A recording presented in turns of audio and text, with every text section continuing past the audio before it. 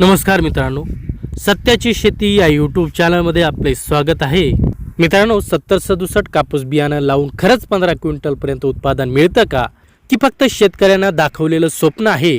आज आपण याचं संपूर्ण सत्य हे जाणून घेणार आहोत. मित्रांनो, 7067 हे एक BG2 कापूस हायब्रिड बियाणं आहे. यामध्ये बोंडअळीपासून काही प्रमाणात संरक्षण मिळतं. महाराष्ट्र, तेलंगणा, कर्नाटक या भागात खूप वापरलं जातं.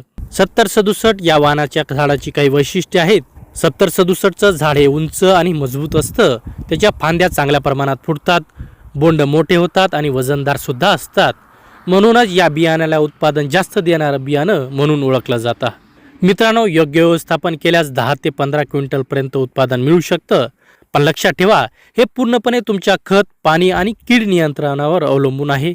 पेरणीची योग्य वेळ जून पहिला ते दुसरा आठवडा आणि ओळीतील अंतर 4 ते 5 फुटापर्यंत ठेवायचं आहे आणि झाडातील अंतर 1.5 ते 2 फुटापर्यंत ठेवायचं आहे. यामुळे झाडाला चांगली वाढ मिळते. आता खत व्यवस्थापन कसं करावं, तर सुरुवातीला DAP किंवा 15-15 किंवा 20-20-0-13, त्यानंतर युरिया प्लस पोटॅश द्यायचं आहे आणि सूक्ष्म अन्नद्रव्य फवारणी केल्यास उत्पादनात चांगली वाढ होते. मित्रांनो, हा भाग खूप महत्त्वाचा आहे. 7067 मध्ये BT असल्यामुळे काही प्रमाणात बोंडअळीपासून संरक्षण मिळतं, पण गुलाबी बोंडअळी अजूनही धोका आहे. पांढरी माशी, थ्रिप्स यांचाही प्रादुर्भाव होतो.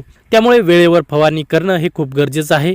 मित्रांनो, 7067 बियाणं हे चांगलं वाण आहे, पण योग्य व्यवस्थापन केल्याशिवाय उत्पादन मिळणार नाही.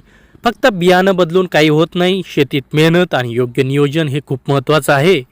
जर व्हिडिओ आवडला असेल तर लाईक करा, शेअर करा आणि सत्याची शेती या चॅनलला सबस्क्राईब करा. धन्यवाद.